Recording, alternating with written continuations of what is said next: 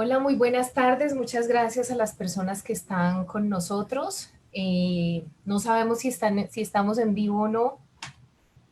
A ver cómo lo comprobamos. Ya estamos por ahí. Buenas tardes. Este programa lo llamamos Paz con la Naturaleza. Se hace en el marco de la Semana por la Vida. Se decidió hacer una Semana por la Vida en vista de la situación que se está viviendo en este momento en el territorio. Y queremos hablar de las incertidumbres que genera el megaproyecto hidroeléctrico de Hidroituango. Estamos acá con dos pescadores, esperamos que se puedan sumar otros en el transcurso de esta conversación.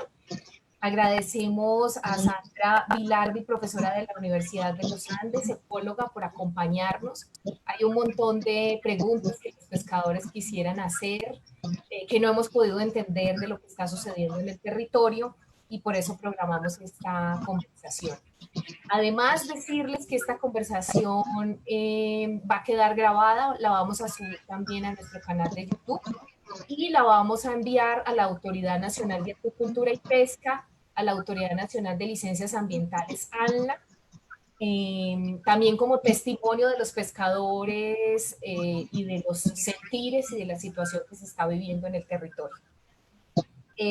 Una primera pregunta que tenemos para esta conversación es qué está pasando con el ecosistema y en particular con los peces en el río Cauca.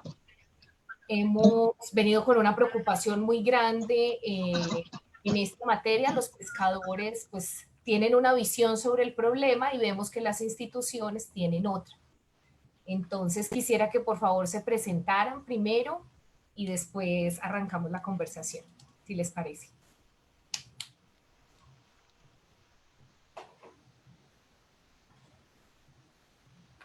Bueno, buenas tardes. Muy buenas tardes, Alexander. Mi nombre es Alexander Núñez. Sí, acá estamos esta tarde para conversar. Entonces, bueno, nada, esperamos a ver que den luz verde para arrancar. Don Pedro, ¿se puede presentar, por favor? Con su nieto que está ahí también, otro pescador más pequeño. Buenas tardes, aquí con mi abuelo Pedro Perné y Juan Chamorro, atentos a la reunión para solicitar las preguntas y aquietar nuestras inquietudes sobre lo que está pasando con la naturaleza. Bueno, Juan.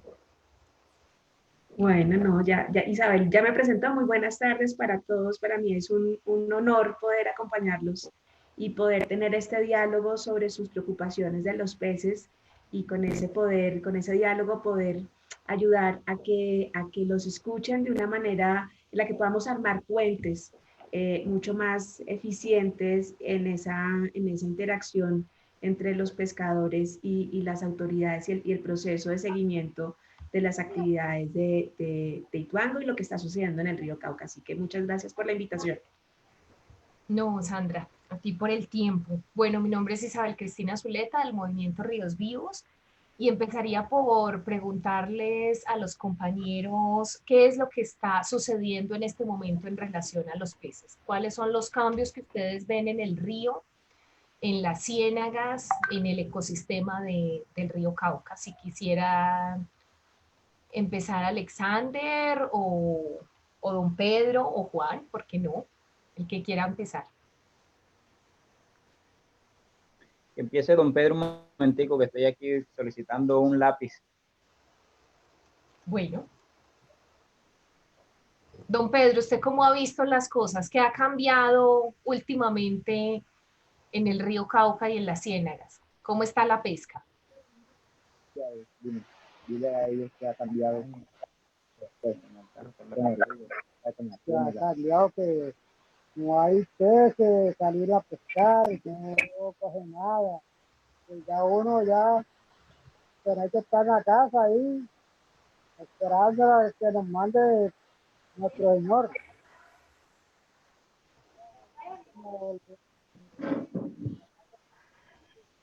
Que salen a pescar y no viene sin nada, y parte el motorcito no hace ni para la gasolina, ni no, pues todo está malo, malo.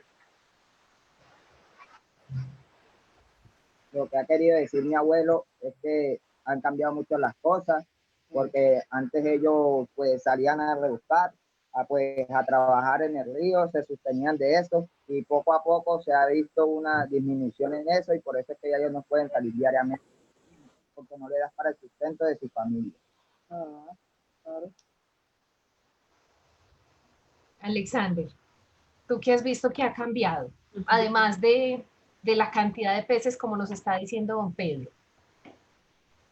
Bueno, la verdad es que ha habido un cambio muy notable, sobre todo en la producción de peces. Han habido varias cosas que son muy preocupantes para nosotros. Una de ellas es que ahorita en el año 19, más o menos a mitad de año, si no me estoy mal en la fecha, se presentó un problema bastante notorio en las aguas del río Cauca, perdón, en los ríos, en los peces que se mueven en el río Cauca. Y es que sobre todo la parte del bagre rayado y el blanquillo, esos animales comenzaron a bajar muertos, venían presentando un color amarillento o amarilloso y a medida que iban pasando los días se iban mostrando más amarillos hasta que por último les llegaba la muerte. En algunas ocasiones yo y otros compañeros de pesca llegamos a encontrar en el río peces agonizantes. De hecho, creo que, no sé si fue al movimiento que le envió un video de eso, donde acabábamos de coger el bagre agonizando, inmediatamente le tomamos un video y bueno, se hizo el documento. Sí. Y esos peces comenzaban a ponerse primero en la parte de abajo, en la barriga, comenzaban a ponerse en amarillos y así sucesivamente, todos los días encontrábamos alrededor de 5 o 6 bagres y lo más tremendo es que no eran bagres pequeños. Por lo regular el bagre pequeño es el macho. Entonces lo que más nos preocupaba a nosotros, al sector pesquero, es que veíamos bajar era bagre grande y el bagre grande por lo regular es bagre hembra. Entonces esa es como la parte reproductora. Entonces, imagínense nosotros, yo personalmente llegué a encontrar un día, llegamos a encontrar 7 animales de esos muertos, agua abajo. Entonces, imagínense otros compañeros, no, yo vi pasar uno, yo vi pasar otro, yo vi pasar. Entonces, eso para nosotros fue muy preocupante. Y de hecho, sigue siendo preocupante porque es que si se acaban la especie reproductora, imagínense entonces, ¿cómo vamos a sostenernos? Aparte de eso, que las aguas en el río Cauca han cambiado muchísimo, muchísimo, muchísimo. La temperatura de las aguas, el nivel de las aguas también, eso ha cambiado muchísimo. Ahorita, como ha estado lloviendo fuerte, el río ha aumentado su caudal, su cauce, pero hace unos 15 días atrás el río era totalmente seco, que muy bajito, el nivel del río era muy bajito y las aguas eran completamente cristalinas. O sea, las aguas, el río Cauca siempre se ha caracterizado por ser un río de aguas turbias, de aguas, de hecho, por eso el río Cauca le dicen el mono.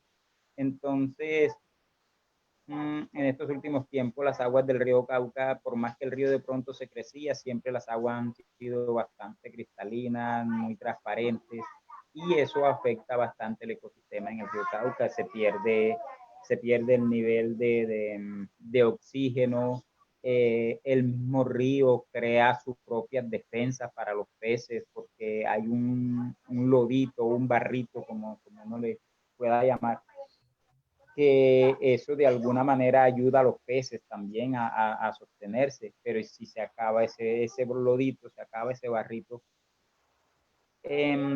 Aparte de eso, por los bajos niveles que ha tenido el río, se ha hecho mucho más fácil la captura de los peces, porque donde hay abundante agua, él tiene mucho más donde defenderse, pero donde hay poca agua, Entonces, pues es muy difícil para ellos defenderse y se hace más fácil la captura de los peces. Te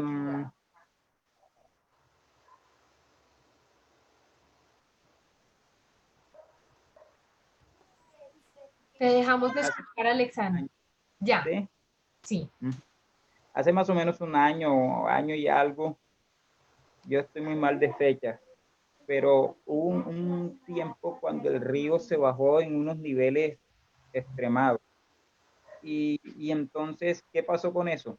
Que se bajaron los niveles del río Cauca y comenzó a aparecer bagre, comenzó a aparecer Boca Chico, comenzó a aparecer, pero cantidades y todo el mundo contento, no, porque esto sí está bueno ahora sí estamos cogiendo. Yo alcancé a reunirme con algunos compañeros y a decirle, miren que esto que está viendo ahora, esta abundancia de peces, más adelante nos va a traer escasez. Porque es que ahorita mismo estamos cogiendo bastante porque el río está seco, porque el río está bajito y los peces tienen que salirse de los lugares donde estén y venirse acá al río y nosotros los estamos cogiendo, pero dejen que se pase esto para que vean ustedes. Y precisamente, ¿qué pasó? Después de eso, que ya nos cogimos esos peces, mire, ahora la necesidad que se está viviendo a las orillas del río Cauca es grandísima. Como decía don Pedro hace un momento, salimos a pescar y a veces no hacemos ni siquiera para los gastos de comida y combustible, por lo menos en el caso mío, que yo tengo entable propio, o bueno, tenía, me tocó salir de ese entable ya. Yo conmigo pescan 5 personas más. Y nosotros salíamos a pescar y veníamos con una producción de 40, 50 mil y 60 mil pesos, era la pesca de la noche, y donde estábamos invirtiendo alrededor de 70 y 80 mil pesos por noche para irnos a pescar. A veces no sacábamos ni los gastos. ¿Cierto?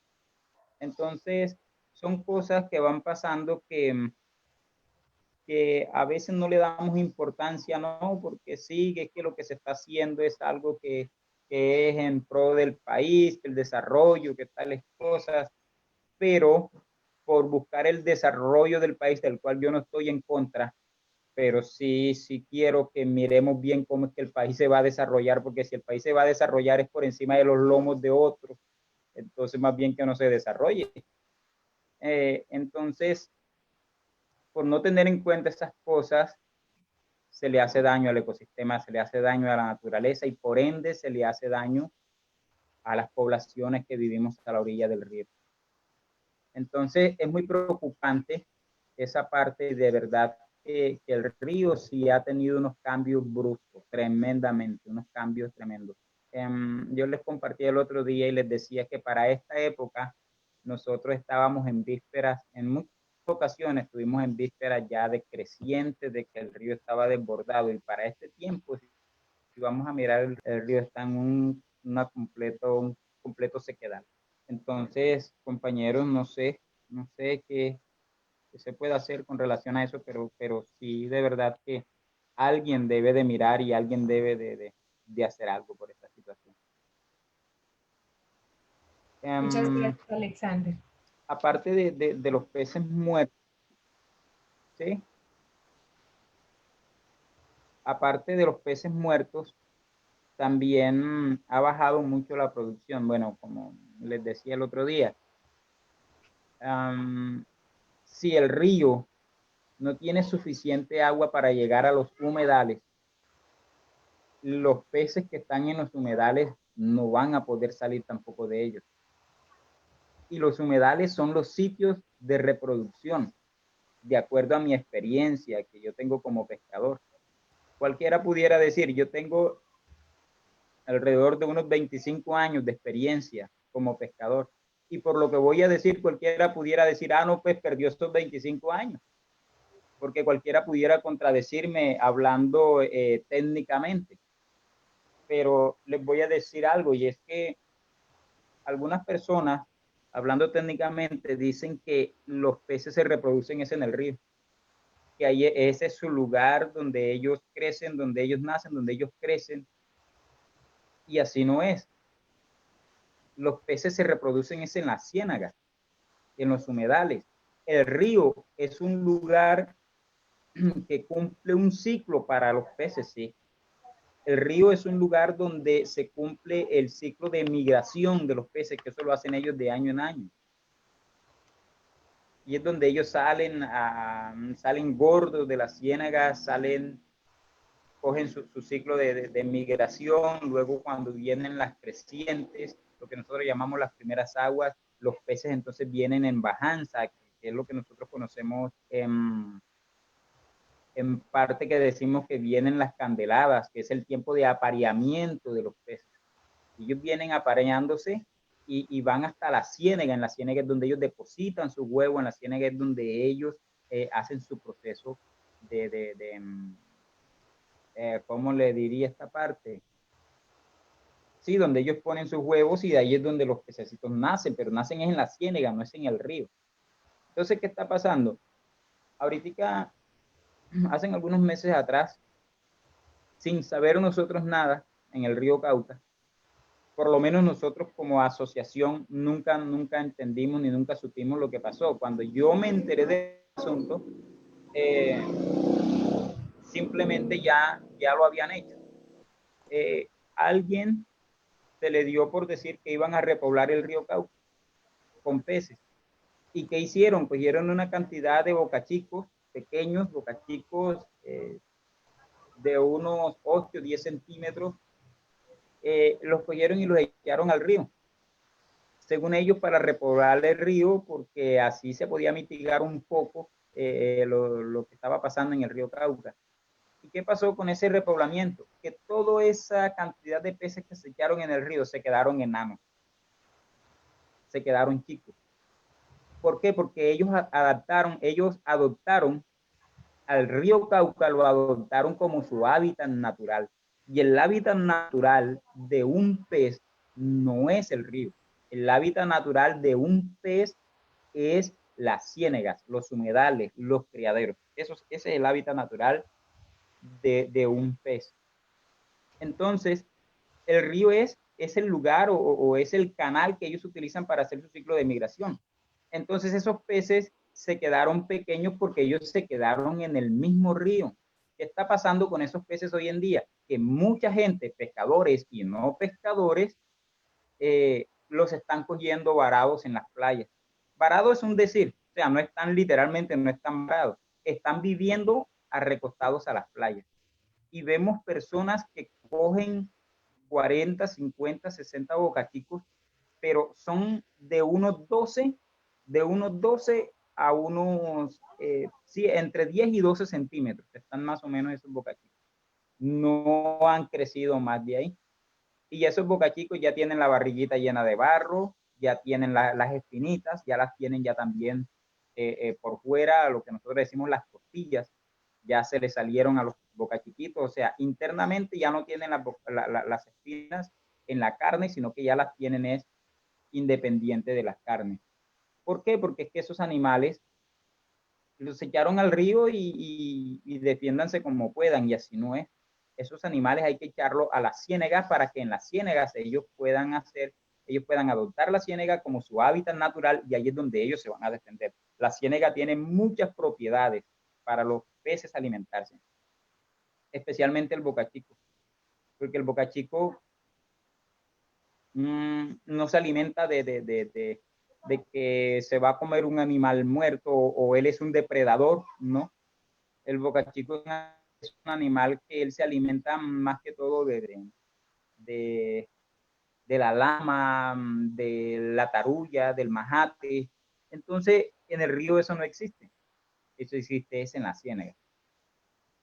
Entonces, compañeros, eso pasó y ahorita escuché también que iban a hacer un repoblamiento nuevamente del río Cauca. Sí, estoy muy inquieto por eso porque yo, ojalá las personas que van a hacer ese repoblamiento se interesaran por preguntarle a uno como pescador, que se dirigieran a las asociaciones, que por lo menos ellos pueden tener mucho estudio, pueden tener mucha técnica, pero la práctica la tenemos nosotros somos los que sabemos dónde viven los bocachicos, dónde viven los peces, para poder entonces, unidos, poder darle una solución mejor a este asunto. No echar unos peces allí al río simplemente por echarlos, sino que vamos a ver, a echarlos y que crezcan y que se reproduzcan Y aparte de eso, hay que tomar otras medidas que pueden ser muy buenas para esta situación que estamos viviendo con el decaimiento que tenemos de peces en el río Cauca. Muchas gracias, Alexander. Bueno, Sandra, no sé, ¿tú qué nos dices de esta situación? Gracias, Isabel, y muchísimas gracias a don Pedro y Alexander. Yo quisiera preguntarles a los dos en dónde están en este momento, en qué población están. Don Pedro, ¿usted dónde vive?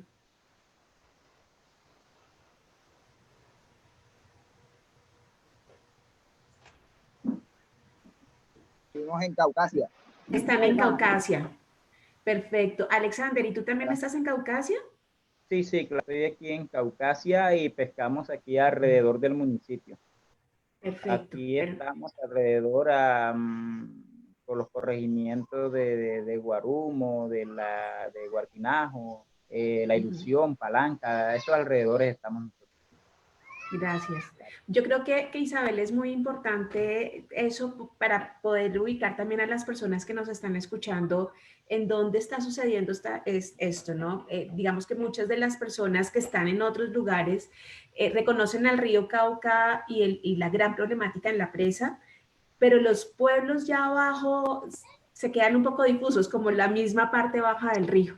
Entonces, Caucasia es uno de los primeros pueblos que ya están en la zona baja del río, que empieza a recoger todos esos cambios que trae un río tan maravilloso como es el río Cauca, con tanta fuerza, pero ya llega a esa zona donde es menos alto y ya empieza esa planicie y se pueden conformar esas ciénagas tan importantes para la pesca, como nos comentaba Alexander, que además él sabe mejor que cualquier ictiólogo del mundo cómo son esos ciclos reproductivos, cómo efectivamente los peces entran a las ciénagas, entran a los humedales, desovan allá y mantienen ese ciclo que luego ellos salen al río y vuelven y entran en tiempos. Los peces, y en este caso los bocachicos de manera especial, son peces migratorios y cada una de sus etapas de vida la cumple en una o en otra zona del río.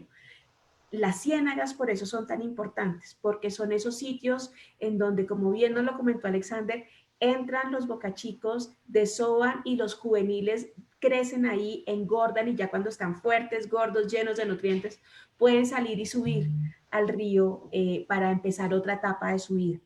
Entonces, fíjate que aquí lo que nos comentan don Pedro y Alexander, para mí hay dos cosas muy importantes. El primero es como ellos mencionan la caída de los caudales del río, o sea, como al haber menos agua, ellos están viendo esa disminución en el caudal del río y en las afectaciones en la pesca, que las vemos de diferentes maneras.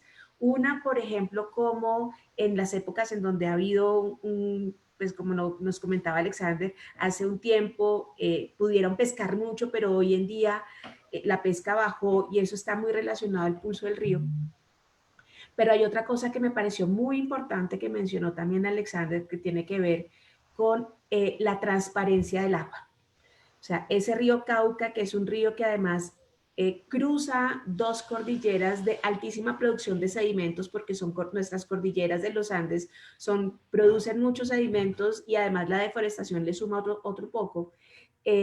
Los peces acostumbrados a vivir en estos ríos están acostumbrados a vivir en esas condiciones de ese río mono, de ese río lleno de sedimentos, y por eso tienen esas condiciones de vida muy pegadas al sedimento, muy que se alimentan y que están resguardados. Entonces, cuando retiramos esos sedimentos del agua y quedan atrapados, por ejemplo, en este caso en la presa, hay unas afectaciones importantes para los ciclos de vida de los peces que han estado acostumbrados, que viven, que hacen parte de la fauna tradicional y propia del río Cauca. Y eso, digamos, cambiarle las condiciones del agua a los ríos y a los cuerpos de agua y a los humedales, tienen unos efectos en el funcionamiento y en la salud propia de los peces. Que para mí en este momento hace parte de una de esas incertidumbres que tú mencionabas al comienzo cuando introdujiste este espacio. Esa es una de las incertidumbres grandes. ¿Qué está pasando en la salud de los peces al haber cambiado esas condiciones típicas del río? La sedimentación. Digamos que para una persona desprevenida que le quitemos la sedimentación al agua y que el agua sea más clara, pues de pronto es deseable. Tener aguas claras de pronto para algunos es óptimo, porque se puede ver el fondo, porque da la sensación de limpieza. Pero en este caso, para un río que tradicionalmente ha sido un río de aguas con alta carga de sedimentos, también esos sedimentos tienen una alta carga de nutrientes y le dan la comida y son la fuente fundamental de todas esas redes alimentarias para que tengamos bocachicos y bagres gordos divinos que a todos nos gustan. Entonces, yo creo que esa es una de las principales incertidumbres. ¿Qué está pasando fisiológicamente, o sea, en la salud de esas comunidades de peces que habitan en el río? Y cómo eso, por ejemplo, está teniendo repercusiones en, por ejemplo, la cantidad de la población de los mismos peces, sus hábitos reproductivos, y en algo que mencionaba Alexander al comienzo, que tiene que ver con la mortandad de los peces. Yo no puedo hacer una relación directa en el cambio de los sedimentos con la mortandad de esos bagres. Recuerdo de manera muy importante ese llamado en las fotos y en las redes de estas apariciones de los bagres muertos, que nos alarmó a muchas personas, a muchos ictiólogos, a muchos profesores. Yo creo que ahí hay una pregunta importante para hacer en ese monitoreo que está haciendo el ANLA y que debería estar haciendo la UNAP, y es evaluar la salud de las poblaciones de los peces. Sería ideal que en ese momento de las muertes se hubieran recogido algunos de estos individuos y se les hubiera podido haber hecho un análisis para conocer las razones de la mortandad, si de pronto estaban asociados, por ejemplo, a algunos metales pesados, porque también sabemos que el río Cauca tiene una influencia importante de algunas actividades mineras, pero también tenemos asociadas, actividades que tienen que ver con agroquímicos y con otras sustancias químicas que el río puede estar recogiendo. Ahí tenemos otra incertidumbre sobre no solamente, perdón, la calidad, el efecto en el cambio de la turbidez en la salud de los peces, sino en qué tanto está cambiando la calidad del agua por los aportes de otros agroquímicos y otras sustancias químicas en la salud de los peces. Segunda incertidumbre. Los ríos en nuestro país en general, el monitoreo que se le hace a la calidad del agua solamente utiliza una serie de parámetros muy básicos. El oxígeno disuelto, las corrientes, de pronto el pH, pero estamos teniendo unos procesos tan diferentes de transformación del territorio y de uso de sustancias químicas que hoy en día no sabemos qué está pasando realmente entre la columna de agua, sedimentos y el componente de fauna y los peces en particular. Entonces, esa incertidumbre es necesario resolverla. Necesitamos esos ciclos asociados a qué está pasando con metales pesados, qué está pasando con otros organofosforados, con otro tipo de sustancias químicas que hoy en día la comunidad internacional ya tiene claro que es necesario empezar a monitorear en la salud de nuestros ríos. Entonces, eso nos puede ayudar a entender algunos de los fenómenos que nos estaba comentando hoy Alexander. Pero hay un tercer motivo, hay una tercera preocupación que ustedes están exponiendo, y es la disminución de la captura, la disminución de la cantidad de peces. Ese es un fenómeno que está pasando en Colombia, en todas partes. Es un fenómeno que es mundial también.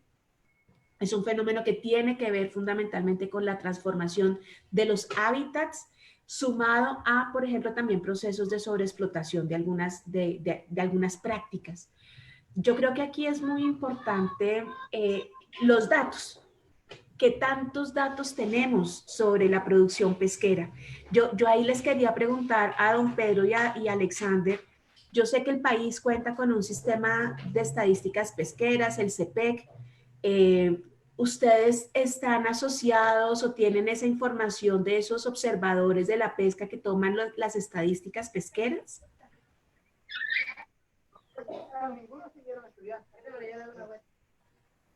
No te entendí, no le entendí la pregunta. La UNAP tiene contratado un servicio estadístico pesquero y tengo conocimiento que ese sistema estadístico pesquero tiene algunas personas que toman datos sobre la pesca, sobre todo en los sitios en donde se va a comercializar el pescado. en los mercados. Entonces yo quería preguntarles si ustedes alguna vez han hablado con estas personas o sus pescas han sido monitoreadas o alguien ha tenido esos datos para poder contarlos y saber un poco ahí en Caucasia, por ejemplo, cuánto ha cambiado la pesca para poder ver qué tanto se está reflejando eso que ustedes nos están contando hoy que está pasando en muchos lados, qué tanto realmente se está tomando estadísticamente, porque esa sería una recomendación importante, pero no sé si están siendo sus datos, los datos de su actividad pesquera están siendo tenidos en cuenta en esas estadísticas pesqueras.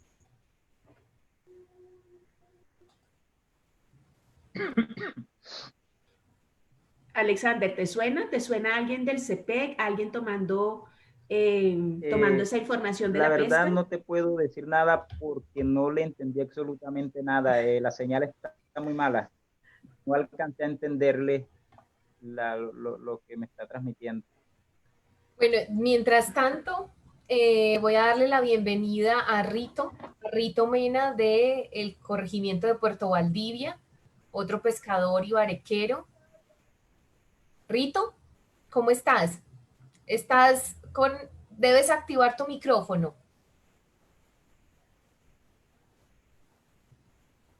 El hijo le activa el micrófono. Tienen auxiliares, Muy bien. ayudantes. Alexander, ¿me escuchas a mí?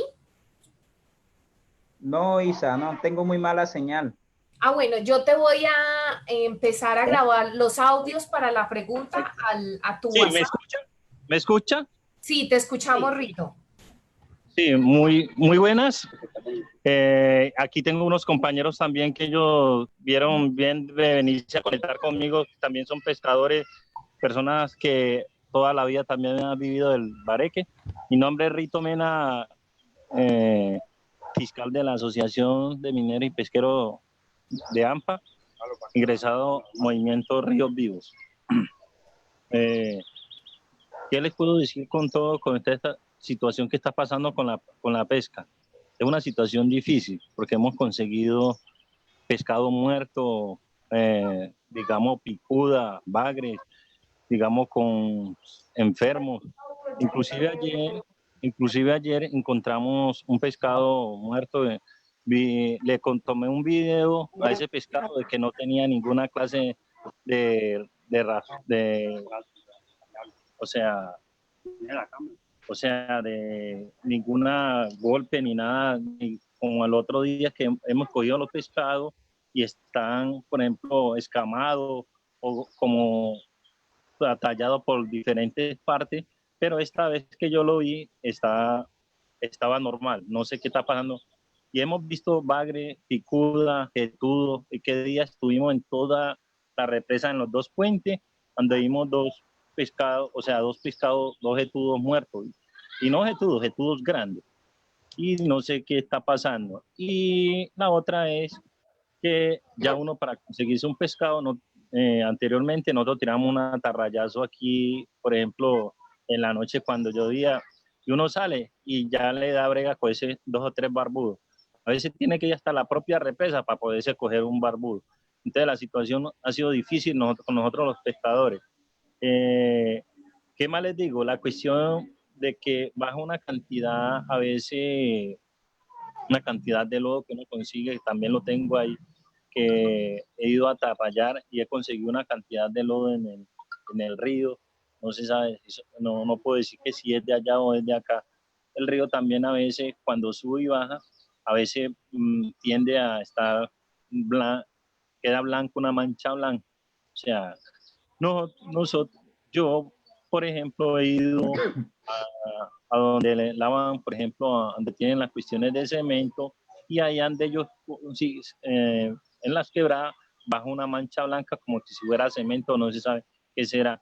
Entonces es una situación difícil la que nos está pasando nosotros con toda esta situación. Y uno le pone en conocimiento a las distintas entidades del gobierno y ellos dicen que van a estudiarlo y de ahí no pasa nada, ¿sí? Y hemos visto de que se consigue en las partes donde nosotros hacíamos los tiros y todo eso, consigue mucha enredadera, por ejemplo, hierro, palos que en ese momento no había. O sea, ha sido difícil porque anteriormente había, donde nosotros tendíamos a hacer los tiros, a pescar con anzuelo o olla, digamos, esas partes, digamos, han sido de que ya no sirven porque, digamos, eran de arena o unas playas, y ahora no es playa y no pura piedra, roca y todo eso, por toda esta cantidad de tierra que esta gente tiraban al río, ¿sí? Entonces era una situación difícil. Si quiere, pues, para que el compañero también se presente, está aquí conmigo, le puedo, no, que él también puede hacer una presentación, que ha sido pescador aquí en Puerto Valdivia, ¿sí? Por favor. Sí, sí. Buenas. ¿Cómo está? Buenas tardes. Diga su nombre. Me llamo José Manuel Monsalve Rúa. ¿Me está oyendo? Sí, señor. Sí, sí. He sido pescador y minero hace por ahí 50 años de este río, de eso he vivido, con eso crié mi familia, y ahora ya no hay que hacer ni una cosa ni la otra, porque la pesca ya tiene que ser cerquita de la represa y eso que por tierra. Y nosotros a la edad que estamos ya no somos capaces de bregar esas peñas. Y los lances y los pescaderos de nosotros y los mineaderos tampoco quedaron sirviendo por la madera, por la piedra, por el hierro. Inclusivamente estamos anclados del todo. Muchas gracias. Sí, entonces es un compañero de la asociación, ingresado al movimiento Río Vivo, para que ustedes vean, son personas que toda la vida ha vivido de la pesca aquí en Puerto Valdivia, y en estos momentos ellos prácticamente no se pueden mover de aquí.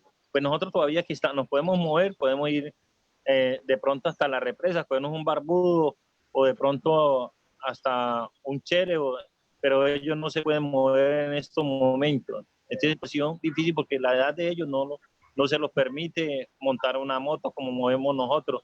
Entonces es difícil porque no tienen cómo mover. Entonces la situación de los pescadores en estos momentos, inclusive aquí, en estos momentos en el celular, puedo hacer testimonio de la foto de que tomé ayer del pescado que estaba muerto y del jetudo. Quizás del bagre porque cuando hubo la otra situación, la tenía en el otro celular, la organicé y por eso es que se me borraron. Pero ojalá tenga la forma de mandarle la foto para que ustedes tengan conocimiento de todo. No es que yo lo diga, sino que hay compañeros que tienen testimonio de esta situación, de lo que está pasando en el río. ¿Sí? Rito, ya estábamos conversando con el compañero Alexander, con don Pedro, ya veníamos como conversando sí, de varias situaciones, para que sepas sí, que la conversación no inició contigo, sino que ya veníamos hace un ratico conversando de varios temas. Alexander, te acabo de hacer la pregunta que hacía Sandra, te la acabo de enviar por el chat para que por favor la puedas leer. Y la pregunta, Rito, por si tú la sabes, era si conoces a los funcionarios de la UNAP o del CEPEC que hacen ese registro, esa estadística en donde compran el pescado. En la zona de compra de pescado. ¿Conoces algún funcionario que esté llenando una planilla? Ellos llevan una planilla.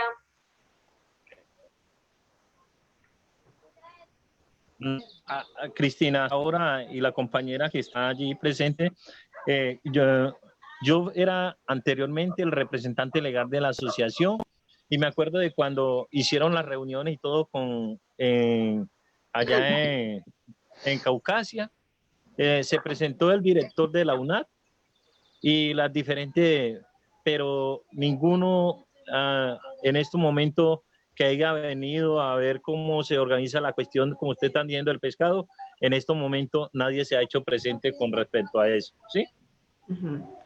Somos ajenos a, digamos, mire que cuando, digamos, iban a recoger toda la recopilación de todos los pesqueros de aquí de Puerto Valdivia, ¿A quién le estaban echando la responsabilidad? A mí, que yo me hiciera responsable de coger del pescado hasta la represa, todo eso a los pescadores. Yo les dije que yo no me hacía responsable de la asociación mía. Entonces, ellos no quieren venir al territorio.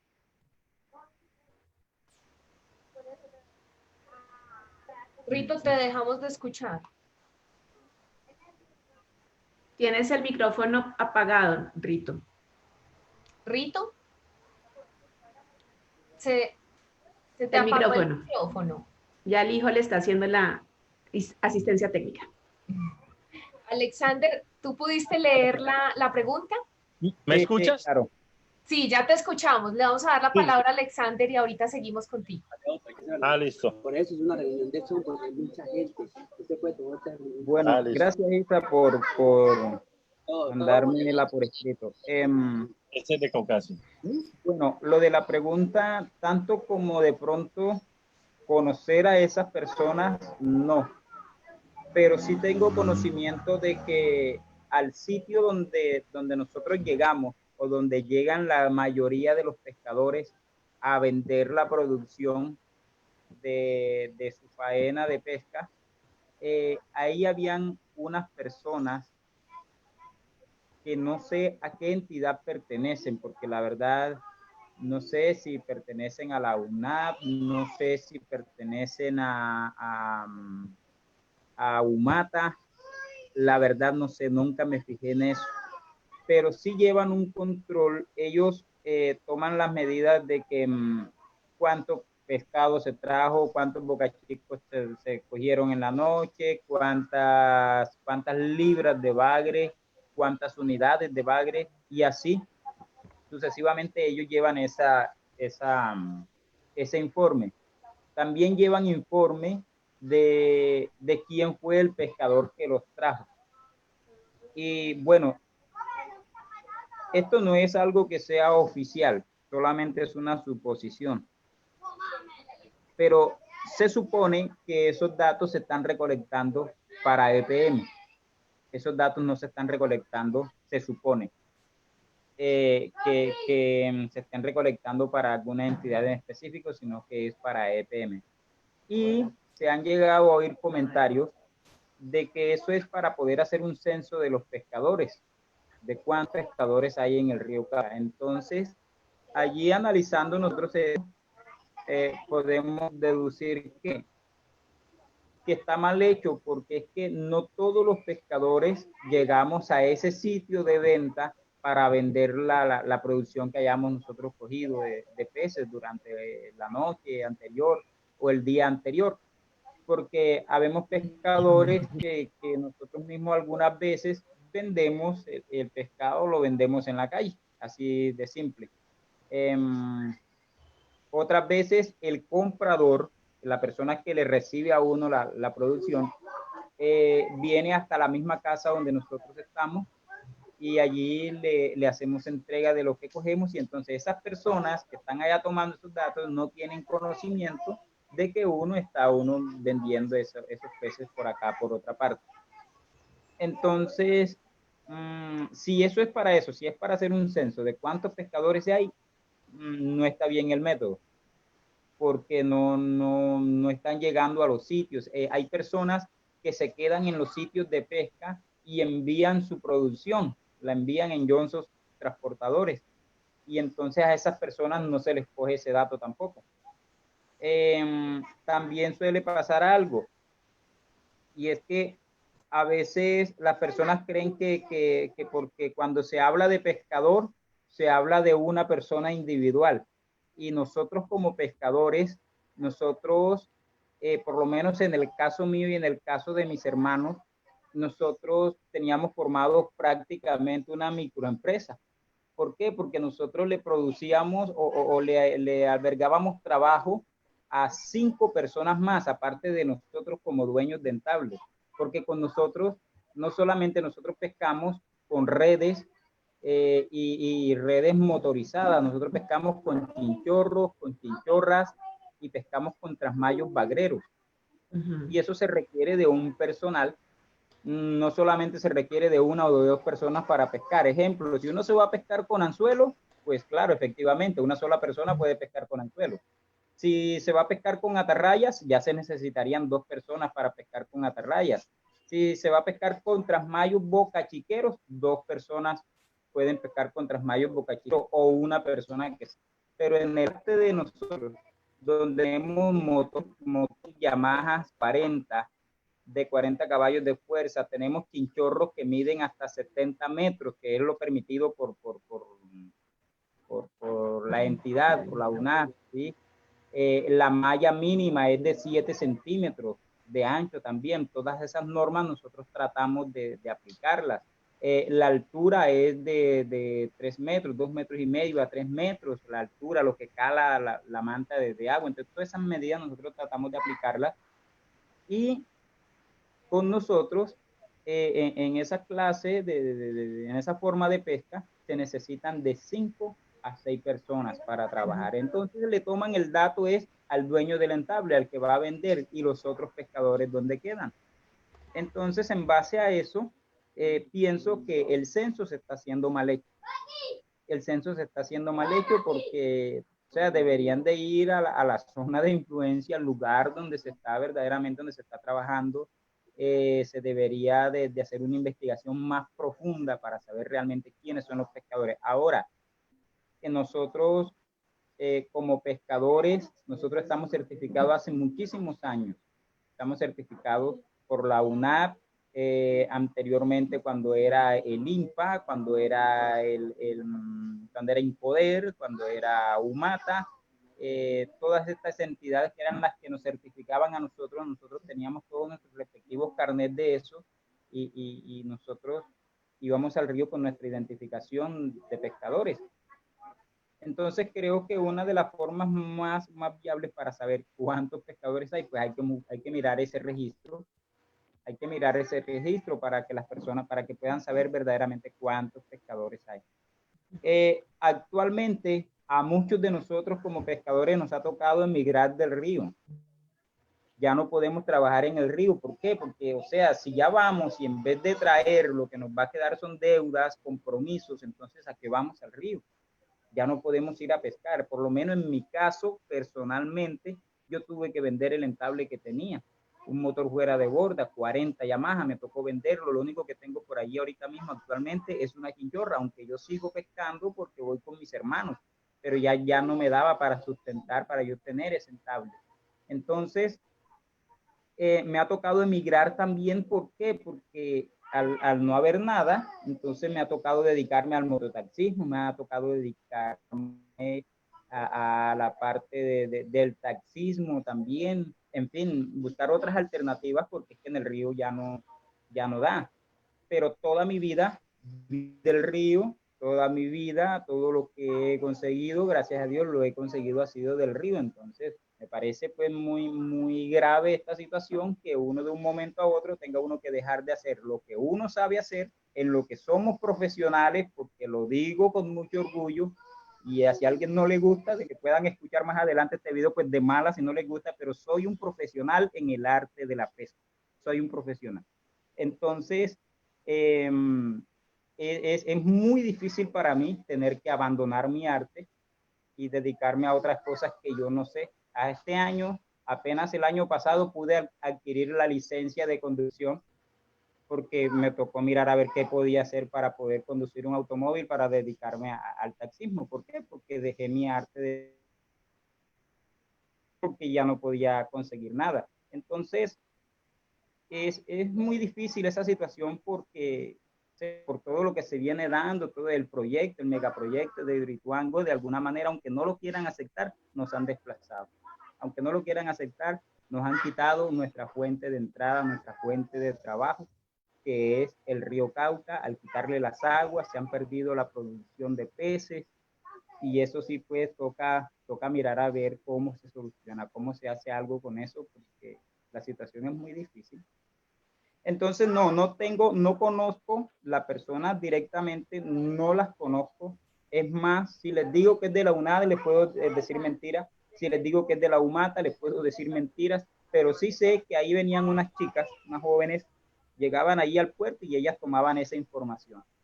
Y les digo que supuestamente algunas personas dicen que esa información no era ni siquiera ni para UMATA, ni para UNAM, ni para ninguna de estas entidades, sino que esa información era para EPM. Es lo que se comenta, lo que se dice, pero yo no me atrevo a afirmar nada.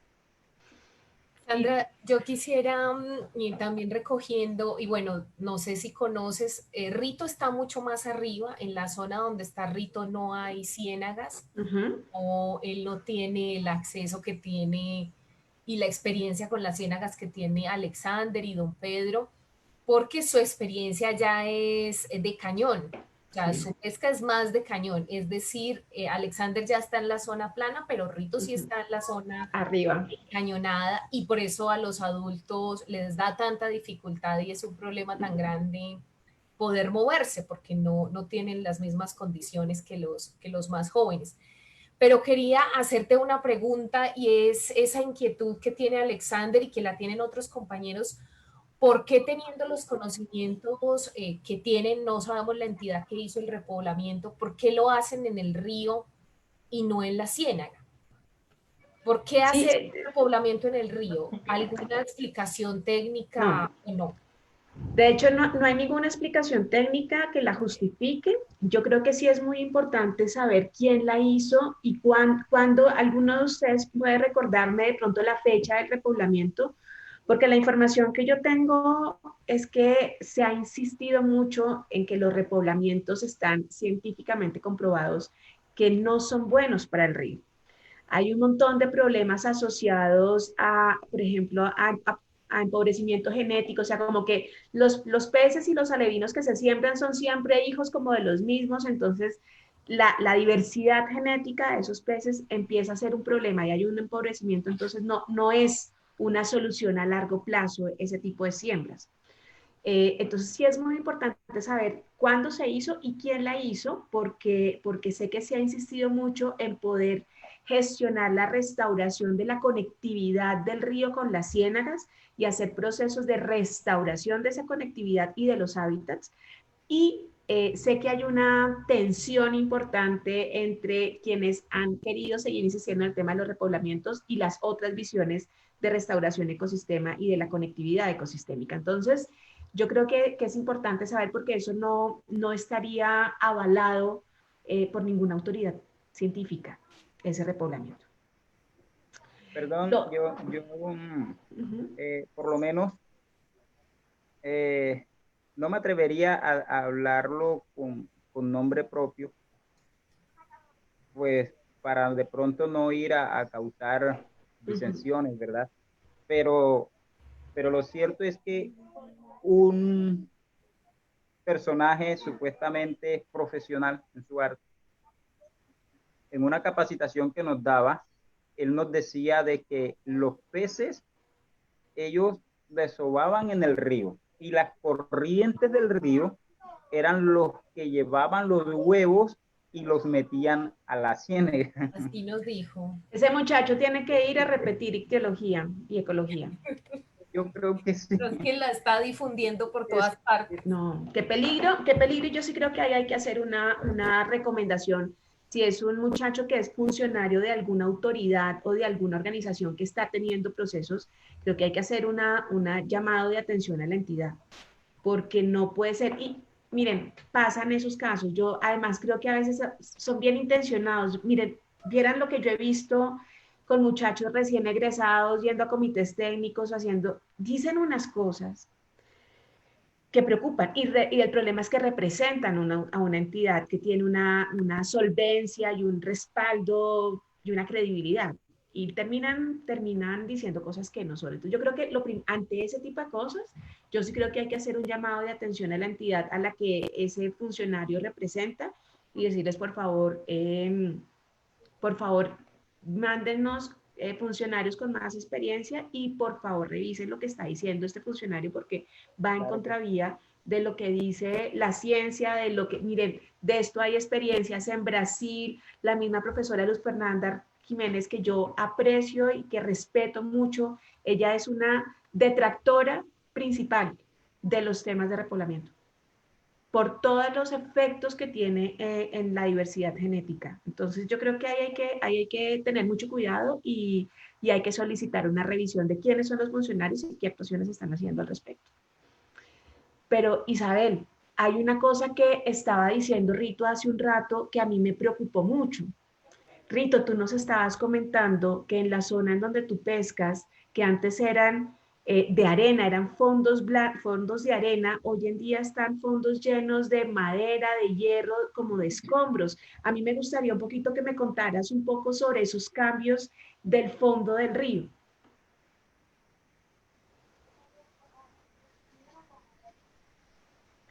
No te escuchamos, necesitamos que abras tu micrófono. Rito, tienes tu micrófono apagado. Llama a tu hijo otra vez.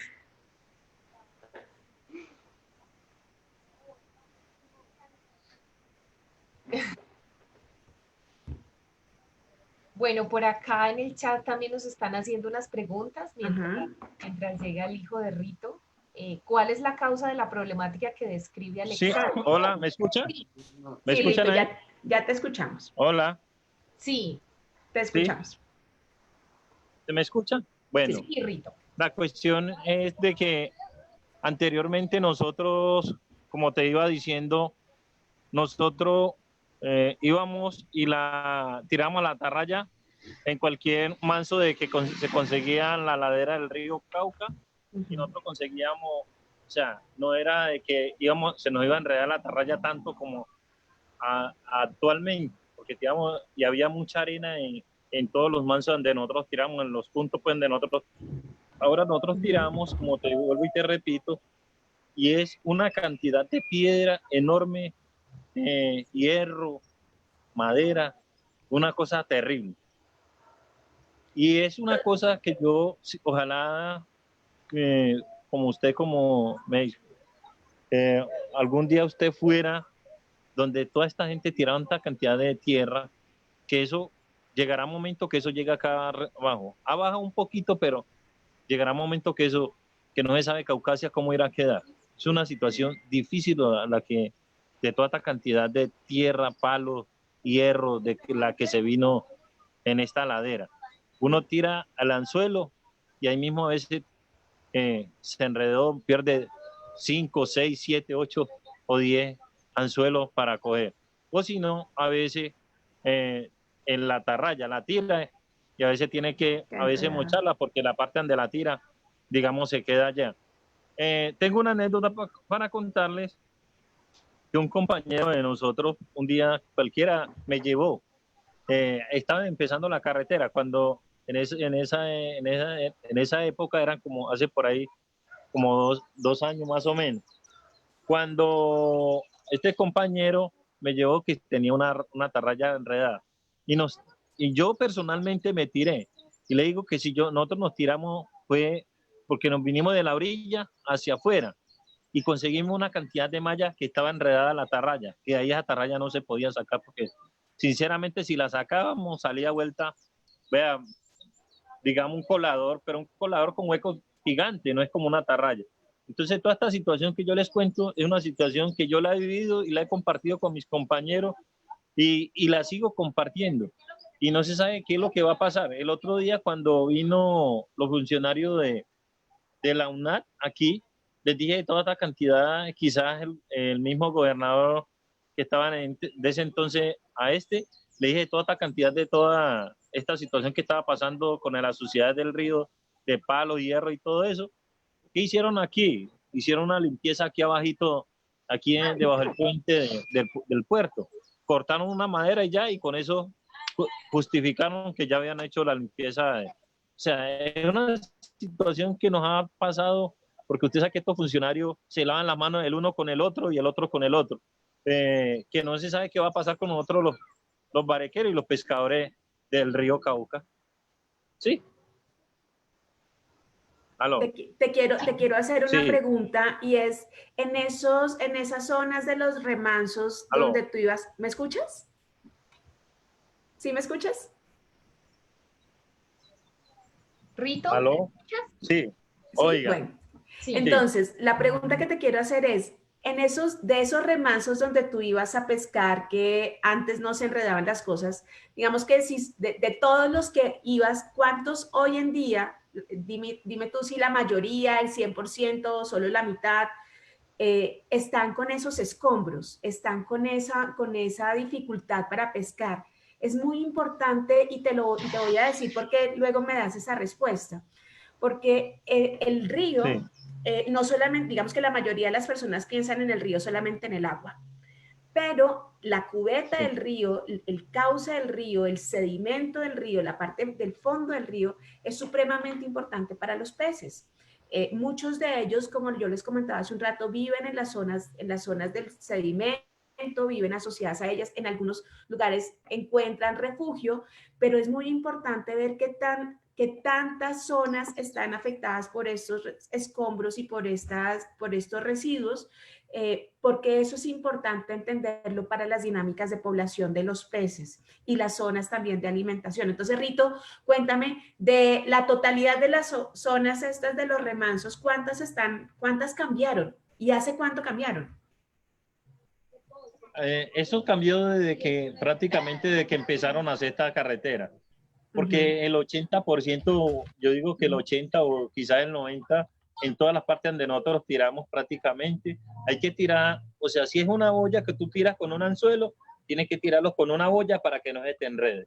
Si es una atarraya, prácticamente tienes que buscar las partes más emplayadas o más bajitas para tirarlas. Pero las partes donde nosotros tiramos ya no se pueden tirar porque ahí hay palos, hay hierro, hay todo está contaminado todas las partes donde nosotros tirábamos. O sea, es una situación que nos ha quedado difícil. O sea, las playas donde nosotros tendíamos a hacer los tiros y todo eso, no están tan bajitas como eran antes, sino que están más altas. Tienen por ahí 1 metro o 1,5 metros, 1,20 de alto. O sea, es una situación que se nos ha salido de las manos. Ya no consigue uno, la arena que conseguía anteriormente, sino puro pantano lo que se consigue en la orilla del río Cauca. O sea, un pantano, pero no es pantano el que bajaba anteriormente, que uno veía, de que se veía bajar del mono. Ahora que ya vemos que es el zarco. A veces uno tira un atarrayazo y el pescado se espanta. No sabe el pescado qué se hace. A veces uno de pronto ve cualquier pescadito así y uno busca, digamos, a tirarle una atarraya, y cuando él ve la atarraya, ahí mismo se espanta lo poquito que hay. Y no se sabe que cuando estas turbinas estén funcionando, allá donde nosotros vamos a quedar prácticamente llevados acá, porque hay un poquito, porque digamos, del todo no está acabado, digamos, sí, porque uno tiene que decir, uno hay, se coge un barbudito, pero no es anteriormente que tú con un solo atarrazo, así fuera en tiempo frío, que no era tiempo de pescado, tiraba una atarraya y te cogías 80 o 70 barbudos. O sea, no habían cheres, pero sí había barbudos. Y ahora tú vas y tiras, bajas en la noche, así cuando yo bajaba así cuando era la lluvia, y a veces te da brega hasta cogerte un barbudo. O sea, toda esa situación ha sido difícil y la que estamos pasando los pescadores y los barqueros de todo del río Cauca. ¿Sí? Gracias por tu respuesta. Yo creo, Isabel, fíjate que ahí hay un tema también de estas incertidumbres y de las solicitudes para cerrar esas incertidumbres, y es la alteración de los hábitats de la pesca en las diferentes zonas del río. Yo creo que Rito nos ha contado muy bien cómo en esa zona media, en esa zona con pendiente, en esa zona que es muy diferente a la zona baja, hay unas afectaciones con elementos que no son del río, que están afectando de manera importante la producción pesquera para ellos. Entonces yo creo que esa es una de esas recomendaciones para hacer. Y al respecto de la pregunta anterior que yo les había hecho sobre las estadísticas, mientras ustedes estaban hablando, revisando la página web del CEPEC. Y me aparece que para Caucasia hay 4 sitios de desembarque que ellos exploran: el Barrio Chino, Palanca, Palomar y Margento. Entonces yo creo que lo que podríamos hacer también de recomendación, sobre todo ante esta situación tan especial, es que se tendría que hacer una estadística pesquera a una escala mucho más pequeña. Recordemos que el CPEC es el Sistema Estadístico Pesquero Nacional. Ellos hacen unos muestreos, no es un censo, es un muestreo en todo el país para poder mostrar un poco esas estadísticas nacionales. Pero en este caso en concreto, creo que es necesario pedirle a la UNAP que por medio del CPEC, por ejemplo, se abra una metodología específica de estadísticas pesqueras para la zona del río Cauca afectada por eso. Yo imagino que ya el ANLA la habrá solicitado y la UNAP le estará haciendo, pero creo que poderlo comparar con la metodología del CP que tiene los datos históricos para poder ver efectivamente cuánto ha cambiado la producción pesquera desde un modelo estadístico muy serio y riguroso, creo que es una solicitud también importante porque ahí estamos teniendo una incertidumbre. El CPEC no está alcanzando a capturar todos los datos de la actividad pesquera y las variaciones de la actividad pesquera en cuanto a artes, en cuanto a especies y a cantidades. Creo que esa es una solicitud que se podría hacer de manera importante.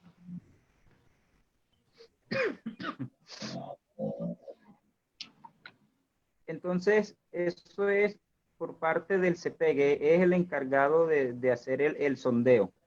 Sí, el CPEC es un instrumento que ha creado la UNAP para poder llevar sus estadísticas. Ese es un convenio que se hace con la Universidad del Magdalena. Sé que ellos fueron los que desarrollaron el modelo estadístico en conjunto con el INVEMAR, y la Universidad del Magdalena se encarga como de operativizar en todo el país la recolección de esos datos de pesca. Pero como te digo, no alcanza a recoger, es un muestreo, no censan a cada uno de los pescadores. Por eso ellos sus datos los toman en los sitios de acopio de la pesca para el comercio.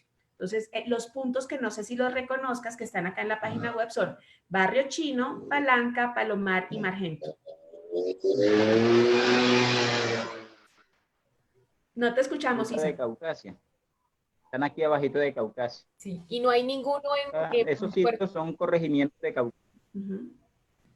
Te quería preguntar si no hay ninguno de esos sitios en la zona de Puerto Valdivia, en la zona más alta. Puerto Valdivia no estoy viendo. Dame otro municipio. Tengo a Nechí, no, Caucasia, Chía, Yapel, Barranca Bermeja, porque además está por cuenca la información. Y esta es la cuenca Caribe, Magdalena, Pacífico y Sinú. Entonces se toma es la cuenca del Magdalena. El Cauca no está en las estadísticas pesqueras del CPEC.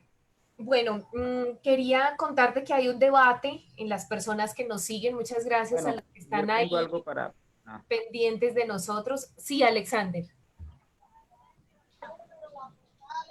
¿Alexander? Hay todo un debate que propuso Alexander y está aquí opinando una persona que buenas tardes, dando la polémica, según mis conocimientos, los peces emigran y sí desoban en el río los huevos. Y se van agua abajo cuando las larvas se convierten en alevinos, buscan la boca de las quebradas, quedan con las ciénagas y que allí se crían. Otras personas dicen que no. Bueno, hay como una controversia. Una controversia también sobre este tema y hay también un debate interesante en relación a qué es lo que está causando esto, que nosotros tendríamos que decir, bueno, ¿de dónde viene este problema que se está narrando a través de las voces de Rito y todos los compañeros que están allá detrás los estoy viendo?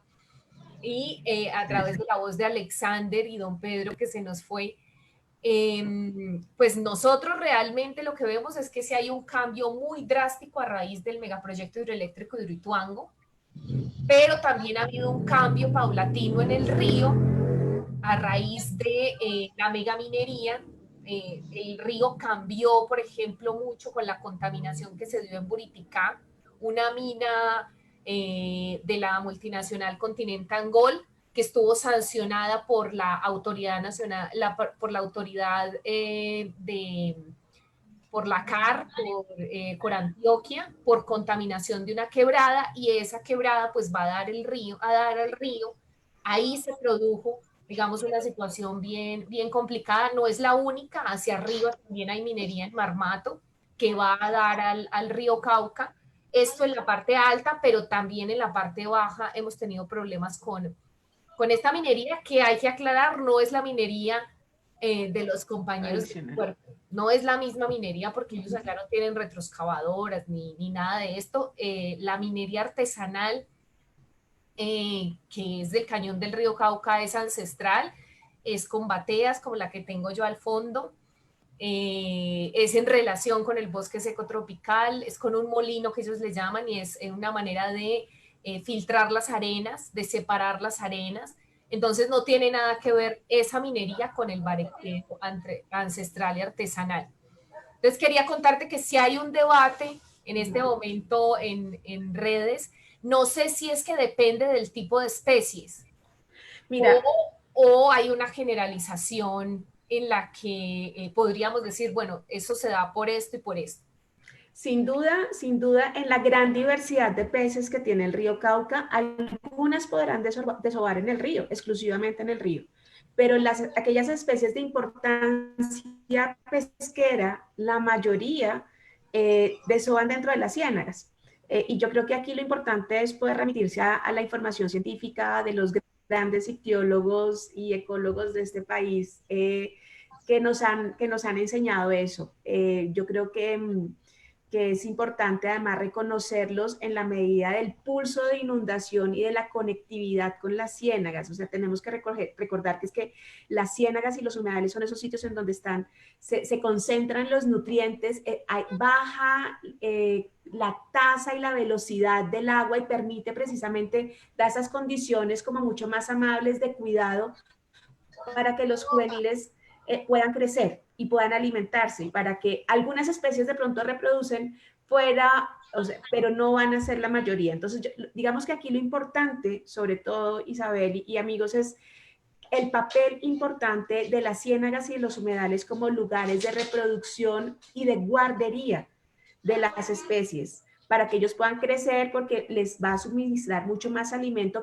porque el río no les da tanto alimento para poder crecer fuertes y luego subir y salir. Entonces, algunas especies están adaptadas a vivir solamente en el río, en el canal principal del río, segurísimo que sí. ¿Son la mayoría? No. Perdón. Quiero hacer relevancia en eso que usted está diciendo. Es muy cierto. Es muy cierto que en el río puedan haber algunas especies de peces que hayan adoptado el río como su hábitat natural. Eso es cierto, tiene mucha coherencia porque de hecho nosotros lo hemos experimentado, por lo menos en los tiempos de subienda, previos antes de subienda, los días previos antes de la subienda, el río Cauca solía desbordarse por los potreros y llegar a las zonas más bajas. Entonces, después de que el río ya inundaba toda esa zona y nuevamente volvía a tomar su cauce, ahí era donde nosotros esperábamos las subiendas. Entonces, ¿qué pasaba? En esa subienda el río se fuleteaba, se llenaba de toda cantidad de peces y ahí era donde uno aprovechaba que venía la subienda, que bueno, todo este cuento, ¿verdad? Nos mudábamos para las playas, nos íbamos con toda y familia, los niños de vacaciones, las esposas con nosotros comiendo pescado y haciendo más hijos en las playas. Entonces, sucede que se pasaba la subienda, ¿sí? Se pasaba la subienda, ya la producción era menos, pero uno seguía, constantemente seguía uno, ya no era igual porque ya no era subienda, ya no había abundancia, pero sí seguía uno trabajando y consiguiendo moderadamente el sustento. Pero había una época en el año, y es evidente, que uno salía al río y era muy poco lo que uno conseguía. Eso era más o menos a mediados del mes de de octubre y noviembre, en ese lapso de tiempo, por ahí terminando el mes de octubre, empezando el mes de noviembre, era que se ponía la situación así un poco difícil. ¿Por qué? Porque ya todos los peces ya se habían bajado, habían desocupado el río y estaban nuevamente en sus lugares naturales, en sus ciénegas, en sus criaderos, estaban en su proceso de desove. Entonces, sí habían peces en el río, como decirte ahorita hace un momento, que posiblemente sí hagan su proceso de desove en el río Cauca, porque fueron peces que se adaptaron a vivir en el río. De hecho, nosotros esos peces los llamábamos los nativos del río, o sea, los que viven en el río, así nosotros los llamamos a ellos. Pero entonces, como usted también dice, no son todos, son una pequeña minoría, porque la mayoría van a su ciclo natural, que es de ir a la ciénaga y nuevamente volver a salir en tiempos de subienda. Entonces, es muy cierto eso que usted dice, coincidimos en eso. Desde su punto de vista y desde lo que yo conozco, es así. Y bueno, otra cosita que tenía para decirles es acerca de la repoblación. Usted ahorita preguntaba cuál era en qué tiempo habían hecho la repoblación. La verdad no le tengo ese dato, pero sí puedo decir que está próximo a haber otra repoblación en el río Cauca. Lo que le digo, no sé por qué, no sé qué pasa, pero a nosotros como pescadores no nos informan de nada. De hecho, en la alcaldía nosotros tuvimos una reunión con algunos ministros de la alcaldía, estuvimos allí y era una de las cosas que yo les daba a entender y les hacía saber a ellos que nosotros el sector pesquero nos tienen completamente olvidados. Cuando somos unas fuentes que generan mucha más cantidad de alimentos para la población, porque el pescador es una parte que, mejor dicho, que produce alimentos tremendamente, desde que hayan peces para coger, claro está. Entonces, no nos informan de nada, no sabemos nada. Me enteré por allí, por comentarios, de que van a hacer otra repoblación en el río, que van a repoblarlo nuevamente, pero no sé ni quién es la entidad, no sé quiénes son los encargados, no sé cuándo lo van a hacer, pero sí está por suceder eso. Entonces, ustedes desde su fuente, si a ustedes les queda más fácil de pronto averiguar quiénes son los encargados, cuándo lo van a hacer y cómo lo van a hacer, para ver si así de esa manera nos pueden incluir a nosotros como pescadores.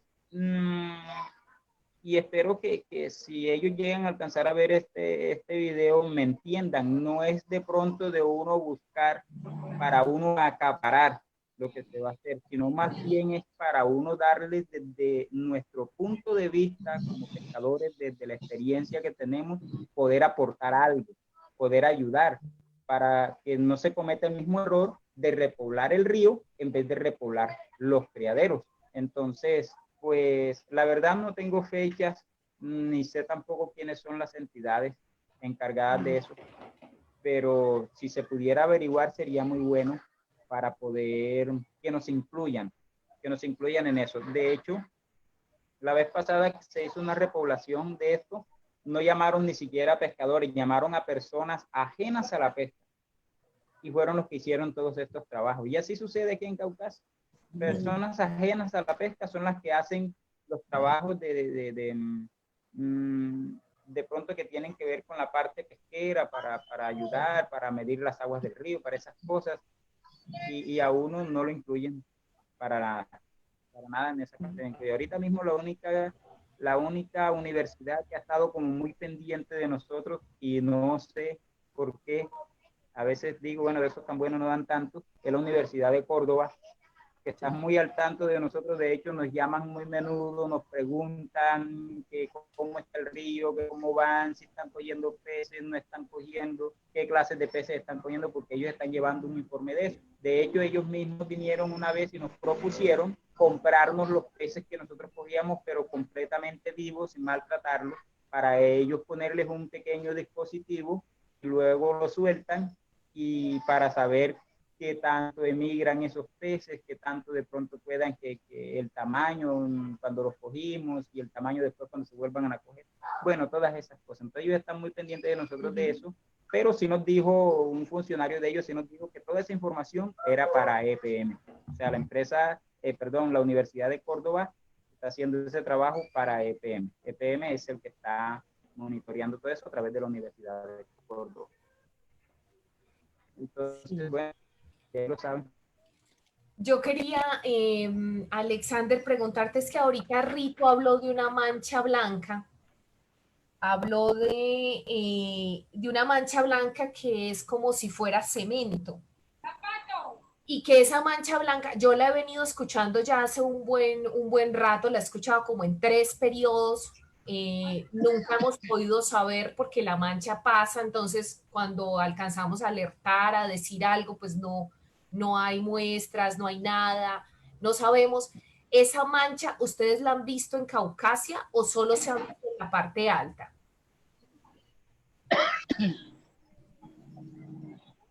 Bueno, la verdad no le hemos prestado atención, no le hemos dado la importancia que de pronto se le debe dar, porque acá manchas sí se ven. En varias ocasiones el río se puso en una ocasión con el agua demasiado espesa.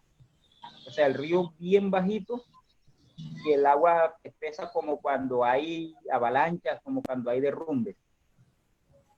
Lo de la mancha blanca puede ser a mi manera de pensar, puede ser por motivo de las crecientes, que cuando el río crece y esas aguas vienen bien sucias, ¿verdad? Se mueve bastante sedimento, el río crece y a donde él subió el nivel, hasta ahí dejó la mancha, y cuando baja, entonces ahí queda todo ese manchón, queda ahí la señal de que el río estuvo crecido. Puede ser por altos grados de sedimentación excesiva que puede estar generando, no sé por cuál sea el motivo. Acá no le hemos prestado... sobre la tierra, es sobre el agua. ¿Cómo? O sea, la mancha blanca baja en el agua. No es que baja se sobre quede el agua. Sí, porque esa también la hemos visto y también en la montaña es más notorio. Cuando está cambiando el nivel, se van notando las manchas que va dejando en los diferentes niveles del río. Y también nos ha llamado la atención que ha cambiado el color. O sea, antes la mancha que dejaba sobre la tierra podría ser de un color y hoy la está dejando de otro color. Yo recuerdo que allá en Asia me contaron, Alexander, y también le quería preguntar a Sandra, la fuerza del agua que cambió muchísimo porque con el muro se disminuyó la velocidad y eso es algo que lamentan mucho las comunidades aguas abajo y bueno, aguas arriba también porque nos quitaron el viento, la riqueza del viento, que era precisamente con esa fuerza que bajaba el agua. ¿En qué cambian los peces? Porque también he escuchado en muchas ocasiones que eso no tiene nada que ver, que somos unos exagerados, que no tiene nada que ver con los peces. ¿En qué cambian las poblaciones de peces y si tiene relación con la salud de los peces esa velocidad del agua? Yo quisiera escuchar primero a Alexander y yo luego hago una lectura, pero ellos saben más que yo. ¿Tú qué crees, Alexander? ¿Sí ¿Cómo? cambian los peces con la velocidad del agua? Sí, claro que sí. Cambian muchísimo. Cambian muchísimo. De hecho, mira, te voy a poner un ejemplo. Que, bueno, no me importa lo que piensen los demás, pero te voy a poner un ejemplo. Por lo menos hay una gran diferencia entre el río San Jorge y el río Cauca. ¿Sabes por qué? En el río San Jorge, nosotros íbamos a pescar allí a ese río también, que también teníamos permiso para ir a ese río a pescar. Nuestros carnets nos acreditaban para estar allí. Y en el río San Jorge uno cogía un bagre que por el tamaño uno calculaba, ese bagre pesa una arroba o ese bagre pesa 30 libras. Y resulta que cuando uno lo iba a pesar, pesaba 12 libras, pesaba 15 libras. O sea, él se desarrollaba en tamaño, pero el peso no era el adecuado para él. ¿Por qué? Vamos al punto. Porque el río San Jorge es un río que no es potente con las aguas. El río San Jorge es un río más bien de aguas mansas, por decirlo así. O sea, es un río de aguas más quietas. Entonces, el bagre allí, especialmente este pez, él no desarrolla su fuerza, no desarrolla su peso tampoco. Entonces, ¿qué pasa con el río Cauca? Que el río Cauca pierde su fuerza, que el río Cauca pierde su velocidad, va a disminuir. Primero, el oxígeno, porque a mayor velocidad hay mayor oxígeno. Bueno, y estoy hablando técnicamente ya sin ser técnico. Imagínate. Entonces, sí, a mayor velocidad hay mayor oxígeno. Y al haber mayor oxígeno, los peces van a sentirse mucho mejor, con más libertad para nadar, y ellos se tienen que esforzar más, porque como el agua les pesa más, ellos se tienen que esforzar más para subir. Entonces van a desarrollar tamaño y van a desarrollar fuerza. Te pongo otro ejemplo. Es como cuando un niño, nosotros comenzamos a criar un niño y lo enseñamos solamente a estar sentado con un lápiz dibujando, ¿verdad? Él va a desarrollar de pronto el cerebro, pero su cuerpo físico no lo va a desarrollar. Entonces va a quedar un niño que puede tener, crece a la edad de 25, 30 años, ¿verdad? Y puede ser muy inteligente, pero si le toca hacer fuerza, no. ¿Por qué? Porque nunca la hizo. Entonces, así son los peces. Los peces salen de unas aguas mansas que están en la ciénaga, ¿verdad? Donde el agua es completamente quieta. Y cuando ellos salen al río, ellos saben que vinieron a aguas turbulentas donde ellos se tienen que esforzar, que tienen que nadar con más fuerza, y ellos van a desarrollar tamaño y van a desarrollar peso también en esa parte.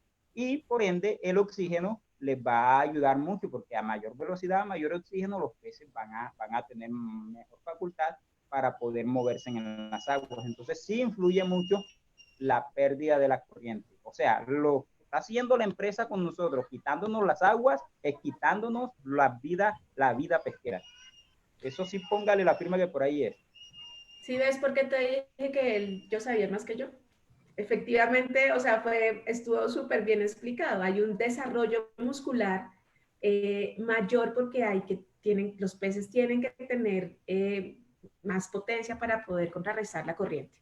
Entonces, por eso esa importancia de esa conexión río-ciénagas, porque es que en las ciénagas es donde logran como reabastecerse inicialmente en su época juvenil, llenar todo su cuerpo de almacenamiento energético para poder luego subir al río, enfrentar esa corriente tan fuerte y luego bajar. Y ese es el ciclo de los peces. Suben, bajan, entran, otra vez se alimentan. Entonces, disminuir el caudal y la energía del río va a tener unos efectos importantes en esa densidad muscular de los peces, en esa capacidad también y en ese tamaño. Y eso es lo que yo te decía también inicialmente, la importancia de poder hacer un seguimiento de la población de peces, cómo van cambiando, cómo va cambiando su talla, su peso, su estructura ante estos cambios del río, porque hay otro tema adicional que Alexander seguro que lo sabe, pero se le olvidó, y es que el pulso de inundación del río, el río se comporta según las lluvias. Entonces, cuando es época de lluvias, se crece y conecta las ciénagas. Cuando es época de verano, pues entonces el río baja. Esos pulsos de inundación tienen unos efectos súper importantes en los procesos fisiológicos del animal, para los procesos reproductivos de manera muy especial, ¿cierto? Porque la naturaleza es muy sabia y sabe que cuando hay agua va a haber más nutrientes y va a ser mejor para los juveniles. Entonces, a la naturaleza y a los peces no les interesa desovar cuando no va a haber agua y cuando no va a haber comida. Entonces, los pulsos de inundación tienen unos efectos hormonales muy importantes para activar los diferentes procesos metabólicos en los peces, y no solamente en los peces, en todos los organismos vivos respondemos a las señales del ambiente. Por eso es tan peligroso el tema del cambio climático, porque nos está alterando demasiadas esas señales de la naturaleza, sobre todo a las especies que todavía están en los ecosistemas. Entonces, esos cambios del pulso de inundación del río estarán seguramente teniendo un efecto fisiológico en el comportamiento de los peces. Y yo creo que eso es muy importante también, esa es otra de las grandes incertidumbres.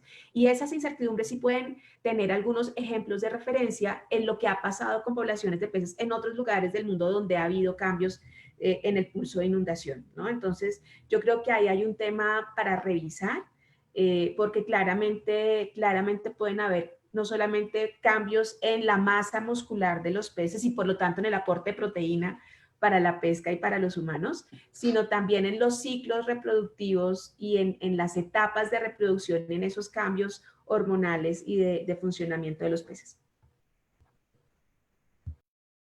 Bueno, por acá también nos hicieron otra pregunta. Creo que un pescador quiere hacerte una pregunta. Hay varios pescadores conectados y dice, las rutas de migración están marcadas por la riqueza de los lodos, que es donde se alimenta el barbudo. Mi pregunta es para Sandra y es sobre no sé, de que hay especies en el Cauca que son las que trasladan las semillas. ¿Podrías explicarnos cómo es y qué especies son? Yo quisiera a ver si de pronto Alex o Rito, perdón, tienen alguna historia sobre peces trasladando semillas y luego yo hago mi aporte.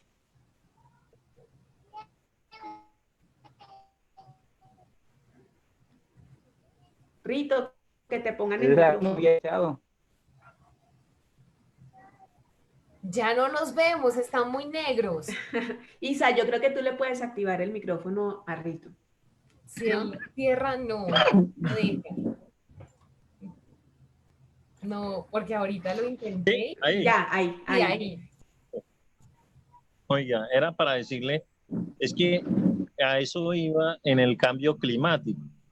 En el cambio climático, acá en la parte alta ha cambiado todo el sistema. ¿En qué sentido? Porque en las épocas que llovía, que el río crecía y todo eso ya pasó a un segundo plano. Nosotros en estas épocas había el río crecido y todo eso. Ya van 2 años que nosotros no vemos a creciente y todo eso. O sea, el pescado igual no se sabe si migra para otro lado o qué va a hacer ese pescado que en este momento estaba. O qué va a hacer, o sea, en la cuestión que les escuchaba a ustedes también, aquí abajo de Cachirimé hicieron la exaltación, o sea, yo digo exaltación de largar una cantidad de bagarecitos. Entonces, nosotros el año pasado, a principio de este año, fuimos cogiendo bagre e inclusive lo cogíamos muy pequeño hasta lo largábamos.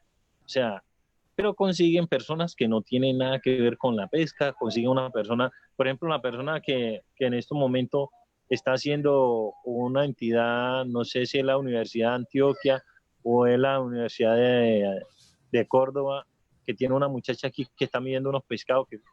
Un solo señor es que baja pescado en estos momentos, que está el río así, en estos momentos porque está bastante crecido. Viene y coge el pescado, pero no, esa muchacha nunca ha sido pescadora. ¿Qué va a entender o qué va a explicar sobre un pescado o qué va a decir sobre un pescado? Nunca va a decir, o sea, siempre cogen unas personas que no son idóneas a la actividad que están haciendo ellos. Vienen siempre, o sea, no tienen experiencia en dicha actividad que están realizando. ¿Y qué pasa? Van a quedar las cosas mal hechas o le buscan a darle la información o darle la credibilidad a la empresa, nunca a nosotros los pescadores. Y eso es que nosotros nos tiene, a veces llega una persona de esa que uno ve que está tomando ese, a veces uno es ajeno de decirle, no, pues a mí no me miras el pescado porque igual no sé para qué es ni para qué es. Entonces, toda esta situación es que nos ha llevado de que no tener credibilidad a las diferentes entidades que vienen a nuestro territorio, ¿sí? Porque es una situación difícil. Y como te iba diciendo, todo el clima climático acá, por ejemplo, en la lluvia, aquí anteriormente, marzo, mayo, abril, era un tiempo de lluvia. Y vea, anoche fue que hubo una lluviacita ahí suave, pero mayo, que era uno esperaba lluvia seco, mayo, junio, que era una temporada de lluvia, o sea, todos estos tiempos han cambiado. ¿Qué tiene que ver, doña Sandra, con esta situación para la cuestión de la pesca? Porque igual nosotros estamos esperando que haya la misma actividad que había anteriormente, no va a haber. ¿Qué va a pasar con toda esta la cuestión de los pescados? Usted que entiende más o menos que es una persona que está interesada en el tema, porque ya nosotros en estos momentos no entendemos qué va a pasar con nosotros, qué va a pasar con los pescados, porque es una situación difícil, porque el sistema de clima se le cambió a todos a nosotros como pescadores y como a los peces, porque igual se cambia todo, ¿sí? Sí, Rito. Isa. Tienen una fiesta ya. Rito y Alexander nos hicieron una pregunta sobre si ustedes conocen peces que transporten semillas. El transporte en semilla. Si los han visto con las barrigas con semillas. Cuando los pescan. Con semillas. Aquí los compañeros, yo disculpe, ¿han visto algunos peces que cargan a todos los compañeros? No, aquí me dicen los compañeros y yo, ¿para qué? De pronto doña Sandra puede saber que no. Alexander, ¿tú has visto? No, Sandra, no. Nunca, ni siquiera había escuchado de eso. Ni había escuchado eso. Primera vez. Jamás. Eso es nuevo para mí. Resulta que en esa gran diversidad de peces que podemos tener en nuestro país, en algunos ríos, así como los pájaros, pueden ser transportadores de semillas en la medida que se comen los frutos. Vámonos para adentro. Exactamente, entonces pueden hacer ese papel de dispersión de semillas. Para que nos Lo que pasa es que los peces que se alimentan de eso no son unos peces de interés para la pesca, porque no son precisamente los que saben más bueno. Y tampoco son muy frecuentes dependiendo de los ríos. Entonces, por ejemplo, en estos ríos tan caudalosos como el Cauca, pues la probabilidad de ver este tipo de ríos, de procesos y de comportamientos de los peces es menos frecuente, porque digamos que la naturaleza, como de nuevo, es súper sabia. Sabe que el pez, si va a utilizar al pez como un transportador de semillas, es porque ese pez va a poder dejar esa semilla en un lugar donde va a poder nacer un árbol. En un cañón como el Cauca, los árboles no están en la orilla del río, ¿cierto? Están arriba porque entonces ahí no va a haber un pez que pueda llegar a dejar esa semilla. De pronto en la zona más baja, pero en otros ríos más asociados como al Amazonas, como a la zona del Putumayo, ese es un comportamiento que se presenta, pero en estos ríos, no, en el Cauca no, precisamente por esas condiciones de ese río encañonado tan veloz no se da. En otros lugares y en otros ecosistemas sí, pero en el Cauca efectivamente, como bien lo dicen nuestros amigos Alexander y Rito, no es un comportamiento frecuente.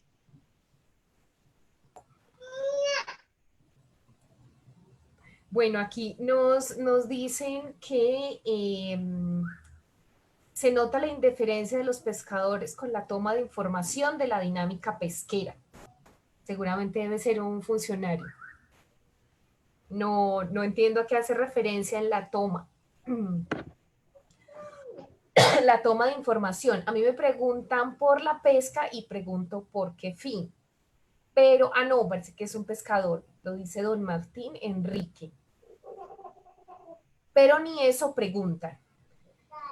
También dice otra persona, la pregunta es cómo incide el secuestro por el embalse de arenas y sedimentos orgánicos para la sobrevivencia de las especies. Pues lo hemos hablado, ¿no? Hemos hablado cómo esos sedimentos que son parte de esa identidad del mono, el Cauca es el mono por esos sedimentos, y los peces que han estado ya adaptados, o sea, son los peces del mono, pues para ellos seguramente va a haber un problema, y como yo te decía, fisiológico de salud, que es importante, que es una incertidumbre. O sea, es importante poder analizarlo, porque es que, digamos que en países tropicales como el nuestro, con obras como esa, con un cañón como el Cauca, no son muy fáciles de repetir, o sea, de tener como una referencia. Y yo creo que eso sí nos pone como en un reto científico para poder entender algunos de los efectos en las poblaciones de los peces. Y por eso te digo que es tan importante hablar de esa incertidumbre fisiológica del cambio no solamente en los pulsos de inundación, sino en el cambio en la calidad de agua y del aporte de los sedimentos, tanto, o sea, por ponerlo simplemente, para el refugio de los peces, como para el aporte de nutrientes y de sedimento en otros procesos ecológicos. Entonces, ahí hay una incertidumbre muy grande que es importante que sea objeto de monitoreo, de seguimiento a una escala muy concreta. Porque lo que nos pasa también a veces con los monitoreos y con los planes de seguimiento es que se nos quedan en unas escalas muy grandes sin reconocer como esa heterogeneidad, esas diferencias que hay dentro del río. Y estos cambios tan abruptos, es importante medirlos, cómo es la respuesta tanto en el cañón como en el remanso que nos comentaba Rito o abajo en la ciénaga. O sea, son muchos tipos de hábitats, muchos elementos diferentes del paisaje del río que van a responder de manera diferente. Seguramente en algunos van a ser mucho más determinantes del funcionamiento, en otros un poquito menos porque se adaptan más fácil la misma conformación del paisaje, pero la escala de la medición es clave y esa incertidumbre hay que cerrarla. Y yo he hablado mucho de incertidumbre, Isabel y amigos pescadores, porque digamos que la Corte Constitucional sí se ha pronunciado sobre las incertidumbres en algunos de estos proyectos. Yo tuve la oportunidad de participar como miembro de un comité técnico en el marco de una tutela que interpuso un pueblo indígena en la Guajira, en donde se iba a desviar un arroyo y la sentencia estuvo a favor del pueblo indígena precisamente porque habían demasiadas incertidumbres en la información científica y técnica que se estaba aportando al proceso. Entonces, yo creo que hay un antecedente, hay una jurisprudencia importantísima, muy valiosa para entender este país tan diverso, para poder entender que muchos de estos cambios ambientales en el río van a tener repercusiones en el funcionamiento de esas actividades tan fundamentales en el día a día de la gente y en su seguridad alimentaria y en su seguridad económica. Entonces, poder hacer ese enlace de los cambios ambientales, los servicios ecosistémicos, como en este caso la pesca, y los cambios económicos de los pescadores y de los habitantes, es muy importante poderlo cerrar. Esa sentencia habla de manera muy importante en esa relación de los servicios ecosistémicos para la subsistencia de los habitantes, en este caso del pueblo indígena Guayú. Yo creo que son elementos de jurisprudencia muy valiosos que pueden ser traídos para mejorar el entendimiento de lo que está pasando. Y lo mencionaba Rito ahorita, el escenario de cambio climático, el escenario en donde las lluvias van a seguir disminuyendo porque eso ya no lo vamos a poder cambiar. Digamos que tiene que ser el marco de referencia para todas las actividades de gestión sobre el río, para poder mantener una serie de flujos, tanto del funcionamiento del río como de actividades económicas que sigan permitiendo darle a la gente del río unos medios de vida y de subsistencia. Yo hoy no puedo dejar de hablar de los pescadores de la Ciénaga Grande de Santa Marta, que son los pescadores con los que yo he trabajado mucho tiempo y que esta semana tuvieron que enfrentar una tragedia espantosa por la muerte. Ya van más de 20 personas que murieron porque la pesca se les acabó y ahora pescan en la carretera, porque se empobrecieron, porque la ciénaga dejó de ser rica y dejó de darles pesca para mantener a sus familias y para mandar pesca para Bogotá, para Medellín, para Bucaramanga. Inclusive los pescadores de la ciénaga exportaban ostras a Miami por allá en los años 70. Entonces yo creo que eso que está pasando en la ciénaga y esa tragedia que nos estalló a todos en la cara debe hacernos entender qué tasajera y los pescadores de la Ciénaga son un ejemplo de lo que no podemos permitir que siga pasando en este país con los pescadores. La Ciénaga es la gran maestra de qué cosas no podemos permitir que se acumulen y no se vean, de todas esas incertidumbres que se quedan sin resolver. Y yo creo que hay que aprender de eso, que el dolor de esos muchachos y de esas familias nos sirva para que no tengamos que ver más muchachos explotando ante un camión de gasolina, porque ya no hay peces que pescar. Entonces yo creo que hay mucho que hacer, hay mucha información que recoger, hay mucho que muchos necesitamos contar el cambio, contarlo de una manera que sea muy evidente, pero también pedirle al Estado que analice el cambio a la escala que se está dando para poder cerrar esas incertidumbres, Isa. Me dejas así como el corazón arrugado porque quería finalmente también, y también por el conocimiento que tenemos del trabajo que realizas aguas abajo de nuestras aguas también, hablarte sobre la preocupación. Una preocupación que nosotros tenemos también por las afectaciones en la desembocadura del río Cauca, en el río Magdalena, por la desembocadura del río Magdalena en el mar, y por las implicaciones de una represa en todos esos ecosistemas también más abajo de nuestro territorio. Nosotros también hemos tenido esa angustia de decir qué pasa con esta manera de atrapar estos sedimentos, y quisiera relacionarlo porque, por supuesto, para nosotros también es muy importante el mar, es muy importante las zonas bajas, así como Rito sabe de la importancia de Caucasia. Por supuesto, en Caucasia saben de la importancia de la Mojana, de la importancia de Nechí, y ahí hacia abajo y hacia abajo. Es decir, siempre hay esa relación. Y nosotros empezamos a hacer una denuncia hace mucho tiempo, Sandra, de cómo estaban vertiendo a la cuenca del río escombros. Más o menos, Rito, la primera denuncia fue como en el 2015, si no estoy mal, la primera vez cuando empezaron a abrir la carretera de la que habla Rito, por irresponsabilidad, porque no entienden la gravedad de arrojar material de excavación a un río y creen que con eso se deshacen o lo ocultan, o porque tienen que pedir un montón de permisos para poder tener las zonas de depósito. Nosotros sabemos eso, porque tienen que trasladar los escombros y hay mayores costos, pero todo eso que se ahorran supuestamente en esos costos, pues tiene unos costos enormes para los pescadores, para la cuenca, tiene unos costos enormes para el lecho del río.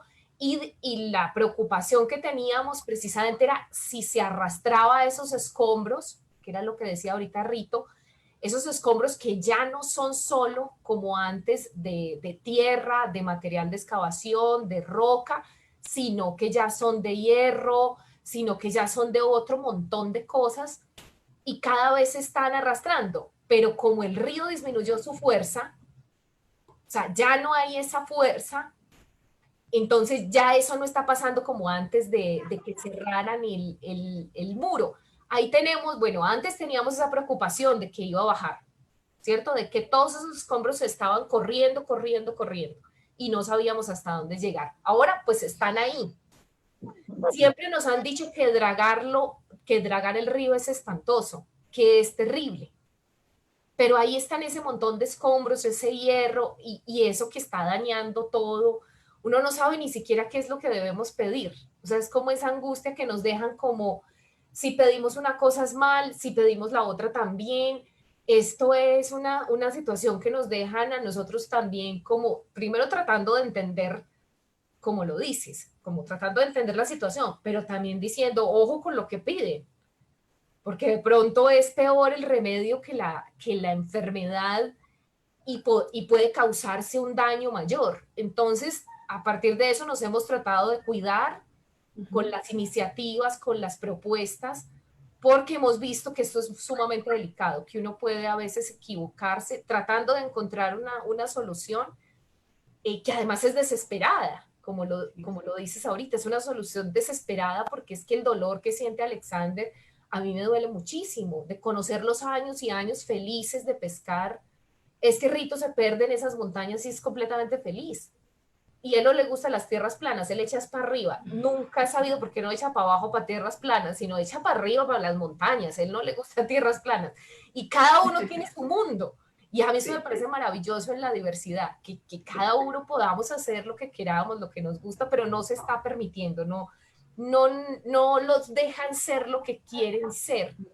Y bueno, y finalmente decirte que esa percepción que tenemos algunos de saber si es cierta desde la ciencia o no, de que se van a perder las playas también, de que se va a perder esa conexión del río con el mar porque se están quedando atrapados esos sedimentos, el papel de esos sedimentos en la zona costera, porque de eso nunca habla Hidroituango. O sea, nunca ha hablado del mar, como si el río no se conectara con el mar. Sí, es un mar de incertidumbres este cambio. Y es un mar de incertidumbres, Isa, en donde necesitamos tener muchas herramientas. Y yo siento que el país necesita, porque efectivamente cuando empezó la emergencia, la angustia de los pueblos abajo, de hasta dónde iba a poder llegar el efecto de una posible tragedia, pues claramente era del orden nacional. Yo creo que este país todavía sigue sin aprender de esos avisos que nos da la vida, de tragedias que logran no generarse todavía. Digamos que yo sé que hay gente, técnicos que están detrás pensándose este tema y hay gente muy valiosa ahí, pero yo siento que el sentido de la urgencia no es el que prima para poder avanzar en estos temas. Hoy en día tenemos herramientas supremamente poderosas, súper potentes, que son las modelaciones, ¿cierto? Y tú puedes con una modelación tener diferentes escenarios. Entonces, tú puedes ver cómo el río va a responder si, por ejemplo, listo, hagamos el dragado o no mantengamos los escombros. Porque es que en este momento no tenemos unos antecedentes ni tenemos unos comparativos para tomar una decisión con argumentos. Esto es una situación nueva. Entonces, tenemos el riesgo siempre va a estar. La cuestión aquí es cómo tomamos decisiones. ¿Cuál es el principio de la toma de decisiones? Porque pueden haber muchos principios, ¿cierto? El principio puede ser mantener el caudal y los flujos de sedimento y de oxígeno, o puede ser mantener la seguridad de los habitantes, o puede ser mantener unos mínimos costos posibles, ¿cierto? Esos pueden ser principios para la toma de decisiones, y si yo hago una modelación hidrológica, ecohidrológica, tomaré decisiones sobre esos principios. Entonces yo creo que aquí nos ha faltado tomar decisiones, o sea, tener claros los principios para tomar decisiones.